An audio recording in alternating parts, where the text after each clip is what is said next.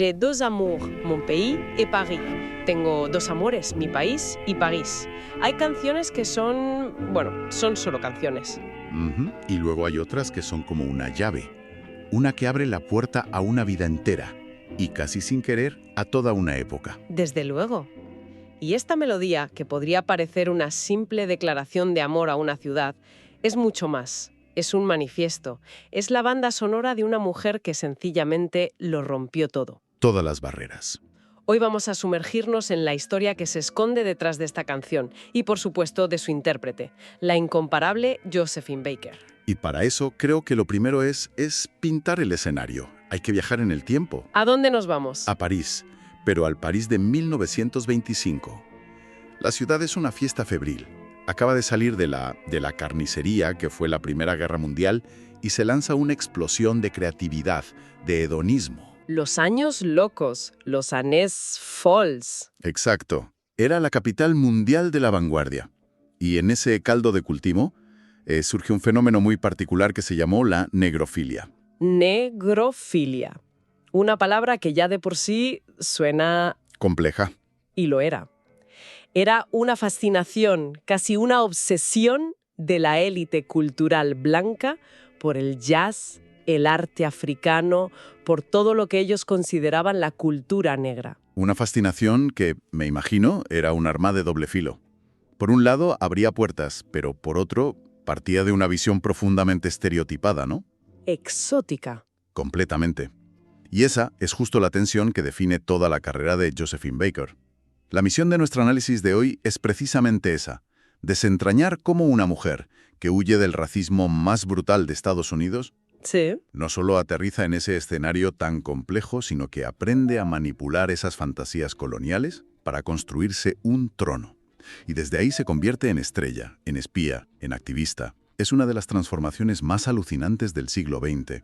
Para entender ese amor tan profundo por París, supongo que primero tenemos que entender a fondo de qué huía. ¿Cómo era esa vida que dejó atrás en Estados Unidos? Era una vida de miseria y violencia.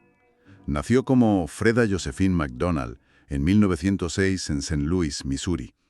Su infancia fue de una pobreza absoluta. Trabajando desde niña. Desde los 8 años, como sirvienta en casas de familias blancas donde además sufría abusos. Pero es que el racismo no era solo algo estructural, era explícito y mortal. Y lo vivió en carne propia. Hay un episodio que la marcó para siempre, ¿verdad? Sí, el motín racial de East St. Louis de 1917. Ella tenía solo 11 años y fue testigo de una masacre. ¿Una masacre? Sí. Sí, bandas de blancos armados recorriendo barrios negros, quemando casas y asesinando a docenas, quizás cientos de personas afroamericanas. Ella contó después cómo veía el resplandor de los incendios, el terror.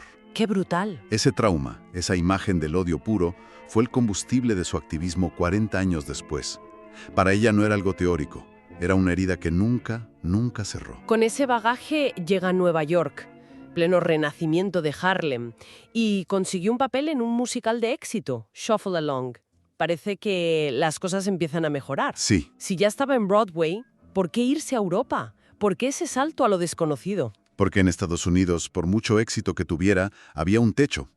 Y ese techo eran las leyes de Jim Crow. La segregación. Podía ser la estrella en el escenario, pero al salir del teatro, no podía entrar en el mismo restaurante que el público blanco, ni dormir en el mismo hotel. Era una ciudadana de segunda. A pesar de que Shuffle Along fue un hito. Un hito absoluto. El primer musical creado e interpretado íntegramente por afroamericanos. Pero el sistema era implacable. Así que en 1925 le llega una oferta para un espectáculo en París, la Revue Negre. Para ella, eso no era solo un contrato, era un billete de salida. Una vía de escape. Hacia un mundo donde, al menos en teoría, su talento no estaría condicionado por el color de su piel. Y entonces llega a París y... el éxito es tan inmediato como cuenta la leyenda. Es instantáneo y explosivo.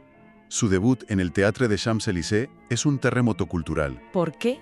¿Qué hizo? Pues sobre todo por un número llamado Danse Sauvage. Su estilo era algo nunca visto en Europa. Era enérgico, desinhibido, una mezcla de humor y una sensualidad que para la sociedad parisina era cautivadora y escandalosa a la vez. Rompía con todo. Con toda la rigidez y el corsé de la danza de la época. Y de ese terremoto nace la imagen que todos tenemos en la cabeza, la famosa falda de plátanos. Me pregunto si ella era consciente del poder de esa imagen en ese momento. ¿Fue idea suya? ¿Una imposición? Fue una creación del diseñador de vestuario del Folies Bergère, pero ella la hizo suya de una forma magistral. Apareció con esa falda que eran 16 plátanos artificiales en 1926. Ya. Y aquí volvemos a la complejidad de la negrofilia. Esa imagen la convertía en la encarnación de la fantasía europea sobre lo primitivo y lo exótico. Claro, la supuesta salvaje de una tierra lejana. Exacto. Sensual, instintiva. La llamaban la Venus negra, la perla negra. Entonces, la pregunta clave es, ¿fue una víctima de esa exotización, una cómplice o una estratega increíblemente astuta? Yo creo que sin duda fue una estratega brillante. Entendió el juego perfectamente. Comprendió que el público parisino proyectaba en ella sus fantasías sobre África, sobre la negritud, y en lugar de combatirlo de frente, decidió usarlo. ¿Cómo? Exageró los gestos, las muecas, el humor. Convirtió el estereotipo en una parodia que controlaba ella. Le dio la vuelta. Se adueñó de su imagen y la usó para conseguir algo que era impensable para una mujer negra en su país: control absoluto, fama mundial y una independencia económica total. Se convirtió en la artista mejor pagada de Europa. Musa de Picasso, de Le Corbusier. Influyó en la estética del Art Deco, o sea, transformó la mirada que la convertía en objeto en su mayor herramienta de poder. Y en la cima de esa fama, cuando ya es la reina indiscutible de París, llega la canción que va a definir su legado, Jeux des Amours. Exactamente. Se estrena en 1930 en el Casino de París. La música de Vincent Scotto, letra de Joe Cocker y André Varna. Pero hay un detalle crucial en la puesta en escena original que se suele olvidar. A ver. En el espectáculo, Baker no se interpretaba a sí misma. Hacía el papel de una joven nativa de una costa africana que es seducida por un explorador francés. O sea que en ese contexto... En ese contexto, los dos amores de la letra, Montpellier y Paris, se referían a mi Sabana y a París. Vaya, la canción en su origen formaba parte de esa misma fantasía colonial que ella había aprendido a manejar. Precisamente. Sin embargo, la magia de la canción es que trascendió ese guión de inmediato, porque todo el público sabía perfectamente que Josephine Baker no era de ninguna sabana africana. Era de Saint Louis, Missouri. Claro. Y la expresión francesa, mon pays, puede ser mi país, pero también tiene una connotación más íntima, como mi tierra, mi región. Ah, entiendo. Así, la canción adquirió un doble sentido poderosísimo. Se convirtió en un himno para toda la diáspora de artistas, exiliados, emigrantes. Capturaba ese sentimiento universal de tener raíces en un sitio y haber construido tu hogar en otro. Pero la historia de la canción no termina ahí. Evoluciona con ella. Y un pequeño cambio en la letra lo transforma todo. Así es, y esto ocurre después de dos acontecimientos clave. Primero, obtiene la ciudadanía francesa en 1937. Y segundo, y más importante, su heroica participación en la Segunda Guerra Mundial. ¿Y qué cambia? Después de la guerra, en sus actuaciones, Baker empieza a cantar el verso de una forma sutilmente diferente. En lugar de J'ai deux amours, mon pays et Paris, empieza a cantar J'ai deux amours, mon pays, c'est Paris. Tengo dos amores, mi país es París. Es París. Ese sé, ese es, no es un detalle menor. Es una declaración política y personal rotunda. Es la afirmación de una lealtad definitiva.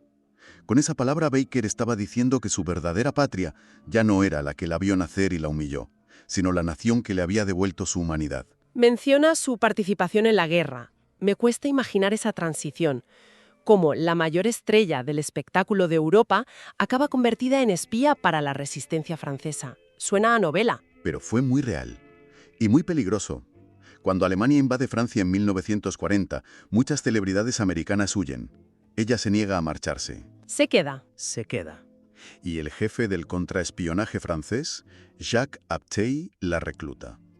Pensó que su estatus de superestrella era la tapadera perfecta. Y vamos, no se equivocó. ¿Y qué hacía exactamente? ¿Cuál era su papel? Usaba su fama. Asistía a recepciones en embajadas donde socializaba con oficiales alemanes, diplomáticos del eje. Y claro, muchos, deslumbrados, hablaban más de la cuenta delante de ella. La subestimaban. Y ella memorizaba todo. Movimientos de tropas, nombres, defensas, todo. Además, transportaba mensajes secretos. Los escribía con tinta invisible en sus partituras. Con su pasaporte podía cruzar fronteras sin levantar sospechas. Es increíble. Su propio castillo, Les Milland, se convirtió en un refugio para miembros de la resistencia. Se jugó la vida durante años. Y Francia reconoció ese sacrificio, ¿no? De la forma más alta posible. Tras la liberación, al general Charles de Gaulle la condecoró personalmente. Recibió la Croix de Guerre, la Medalla de la Resistencia y más tarde fue nombrada Chevalier de la Legión d'Honneur. Era, a todos los efectos, una heroína de guerra. Ver el fascismo nazi tan de cerca reforzó su compromiso con la lucha por los derechos civiles en Estados Unidos. Sin duda. Después de la guerra, cuando volvía de gira a Estados Unidos, su postura era inflexible. Se negó un rotundo actual en teatros donde el público estuviera segregado. Exigía audiencias integradas. Cláusulas en sus contratos que lo garantizaran. Y gracias a su poder como estrella, consiguió desegregar muchos locales famosos en Miami, en Las Vegas. Pero esa postura también le trajo consecuencias muy duras. Durísimas. El incidente más famoso fue en 1951 en el Stork Club de Nueva York. Le negaron el servicio y ella lo denunció. Entonces un columnista muy influyente, Walter Winchell, lanzó una campaña de desprestigio brutal contra ella. Acusándola de simpatizante comunista. Exacto. En plena caza de brujas, esa acusación era veneno. El FBI le abrió un expediente y le acabaron revocando su visado de trabajo. Durante casi una década no pudo volver a actuar en su propio país. Y a pesar de todo, vuelve. Vuelve para uno de los momentos más icónicos de todo el movimiento por los derechos civiles. Vuelve en 1963 para la marcha sobre Washington. Y es la única mujer que tiene un turno oficial como oradora ese día. Justo antes de Martin Luther King Jr. Esa y todas sus medallas de guerra. Una mujer negra exiliada por el racismo que regresaba como heroína de otra nación para reclamar los derechos de su gente. Es que es una imagen para la historia. Y esta lucha la llevó a un plano todavía más personal, con un proyecto que para muchos era una utopía. Su tribu del arco iris. Sí, fue su proyecto más ambicioso. Y el más personal, sin duda. A partir de los años 50, adoptó a 12 niños y niñas. ¿12? De diferentes nacionalidades, razas, religiones. De Japón, de Finlandia, de Colombia, Argelia, Israel. Los crió a todos juntos en su castillo. Quería demostrarle al mundo de una forma tangible que la convivencia pacífica era posible. Un experimento precioso, pero que también debió de ser increíblemente difícil y costoso. Lo fue. La tribu del arco iris la llevó a la bancarrota. Recibió críticas, la acusaron de exhibir a sus hijos. Perdió el castillo, se encontró prácticamente en la ruina. Y entonces recibió ayuda. Sí, de una amiga inesperada. Grace Kelly, ya princesa de Mónaco. Le ofreció una villa para vivir y la ayudó a volver a los escenarios. Es increíble cómo todas esas facetas, la artista, la espía, la activista, la madre, parecen explicarse a través de la evolución de esa canción. De Mon pays est mon pays a Mon pays c'est Paris. Es el resumen perfecto de su viaje. La canción se transformó con ella. Pasó de ser una melodía que jugaba con fantasías exóticas a un himno de identidad, de lealtad, de pertenencia elegida. Y Francia le devolvió ese amor con el mayor honor posible. ¿El Panteón? El Panteón. El 30 de noviembre de 2021, Josephine Baker se convirtió en la primera mujer negra en ser honrada en el Panteón de París, el mausoleo de los héroes y heroínas de la nación, junto a Voltaire, Victor Hugo, Marie Curie. Un reconocimiento extraordinario. Y el gesto simbólico de la ceremonia fue muy emotivo. Como su cuerpo está enterrado en Mónaco, lo que se trasladó fue un cenotafio, un ataúd simbólico. Y ese cenotafio contenía tierra de sus 4 hogares. Tierra de San Luis, su lugar de nacimiento. ¿De París? De París, la ciudad que la hizo estrella. De su castillo de Les Milandes, donde crió a su familia. Y de Mónaco, su lugar de descanso final. Sus 2 amores y algunos más unidos para siempre. En el corazón de la nación que ella eligió. Al final, la verdadera pertenencia está en el lugar de donde vienes o en el lugar que te permite ser quien realmente eres. Su historia parece darnos una respuesta muy clara. A veces, una patria no se hereda, se elige. Se conquista a través de una búsqueda incansable de dignidad, de libertad y del simple derecho a existir plenamente.